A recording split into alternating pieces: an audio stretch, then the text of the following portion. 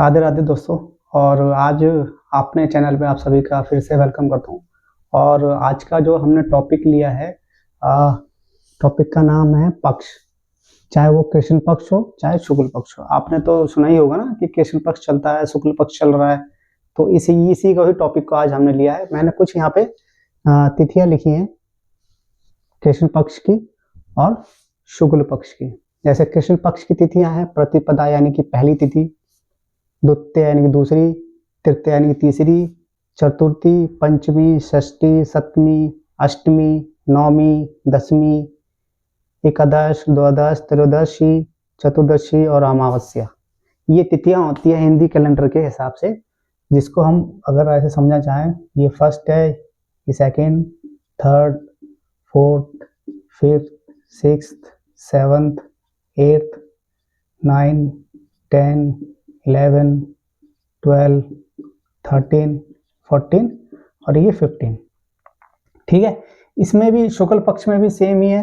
जैसे ये first, second, third, fourth, fifth, sixth, seventh, eighth, 9, 10, 11, 12, 13, 14 और ये 15।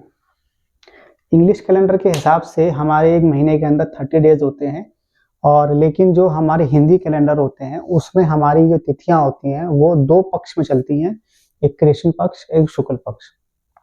जब चंद्रमा हमारा प्रतिपदा यानी कि पहली तिथि में होता है और वो पहली से जब आगे बढ़ता है, दूसरी में, तीसरी में, चौथी में, ऐसे करते करते जब आगे बढ़ता है और जब वो अमावस पे पड़ता है तो अमावस के दिन चंद्रमा पूरा गायब हो जाता है और हमें दिखाई नहीं देता है, इसलिए उसको बोलते हैं हम कृष्ण पक्ष का चंद्रमा। ठीक है। और ऐसे ही जब चंद्रमा हमारा प्रतिपदा में होता है और शुक्ल पक्ष का चल रहा होता है तो वो प्रतिपदा से चालू होता है और हमारे पूर्णमासी तक चलता है, और इस दिन जो चंद्रमा होता है वो हमें पूरा दिखता है, पूरा गोल एक राउंड शेप में पूरा चंद्रमा हमें शो होता है। अब इंग्लिश कैलेंडर में होता क्या है, जैसे 15 दिन तो यही चलते हैं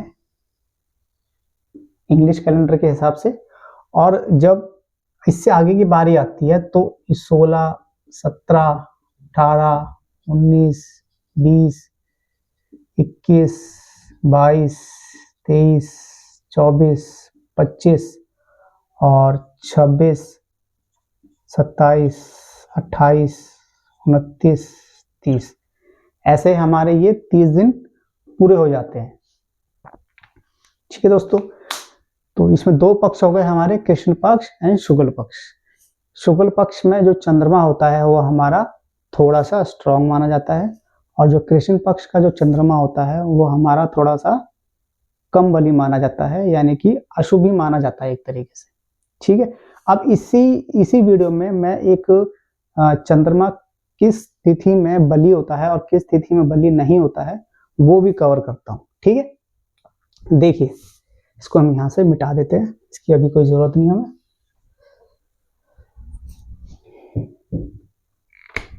चंद्रमा हमारा पूर्णमासी को फुल होता है, यानी कि पूरी तरीके से वो स्ट्रांग होता है। ठीक है।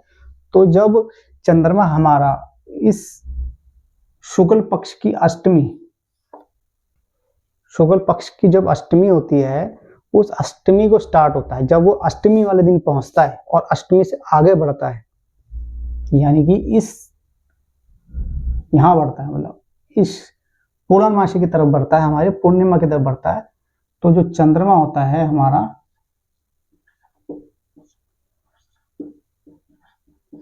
बली होता है, यानी कि स्ट्रांग होता है। इन तिथियों को हमारा जो चंद्रमा माना जाता है वो स्ट्रांग माना जाता है। उसके अंदर धीरे अष्टमी से बल आना स्टार्ट होता है, और फिर नवमी में थोड़ा सा और बल आता है, दसवीं में और बल आता है, ऐसे करते करते जब वो पूर्णमासी तक बढ़ता है तो उसके अंदर 100% बल होता है, यानी कि पूरी तरीके से वो स्ट्रांग होता है। आप जिस भी होरोस्कोप में, यानी किसी भी कुंडली में वो चंद्रमा बैठा होगा और जिस पक्ष में जिस तिथि का बैठा होगा उसके अंदर उस तिथि के हिसाब से बल होता है। ठीक है। अब जब वो पूर्णमासी के बाद जब दोबारा से कृष्ण पक्ष में आएगा ठीक है। तो कृष्ण पक्ष में आते आते उसके अंदर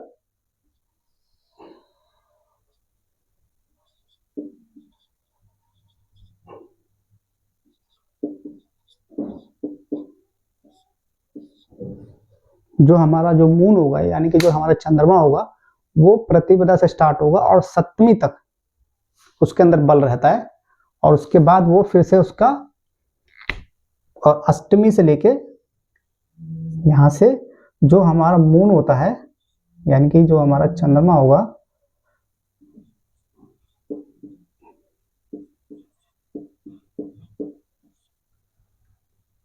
अष्टमी यानी कि कृष्ण पक्ष की अष्टमी से लेके और अमावस तक का जो चंद्रमा होता है उसको हम बोलते हैं चंद्रमा, क्षीण चंद्रमा।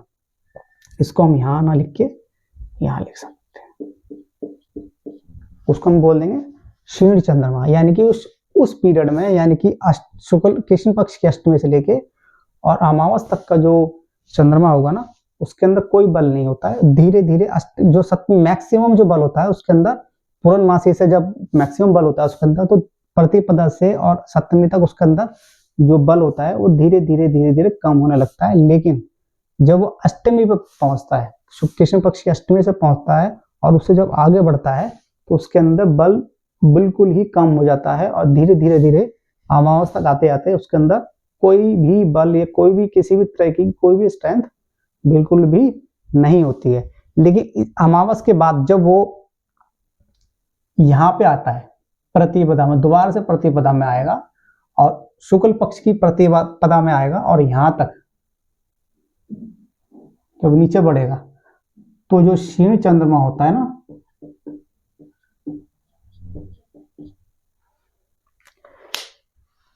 प्रतिपदा से लेके और सप्तमी तक जो चंद्रमा होगा उसके अंदर भी कोई बल नहीं होगा, जबकि वो शुक्ल पक्ष का चंद्रमा होगा फिर भी उसके अंदर कोई बल नहीं होगा, क्योंकि यहाँ से जब वो यहाँ आएगा तो यहाँ से जब सप्तमी तक बढ़ेगा तो उसके अंदर धीरे धीरे बल आना स्टार्ट होता है। लेकिन सप्तमी तक आते आते उसके अंदर उतना भी बल नहीं होता कि वो कोई भी रिजल्ट हमें दे पाए। इसलिए जब भी वो अष्टमी पे पहुंचेगा, शुक्ल पक्ष की अष्टमी पे पहुंचेगा और उससे जब आगे बढ़ेगा पूर्णमासी की तरफ, तभी उसके अंदर अच्छा एक बल यानी कि उसके अंदर स्ट्रेंथ होती है किसी भी रिजल्ट को किसी भी रिजल्ट को देने के लिए।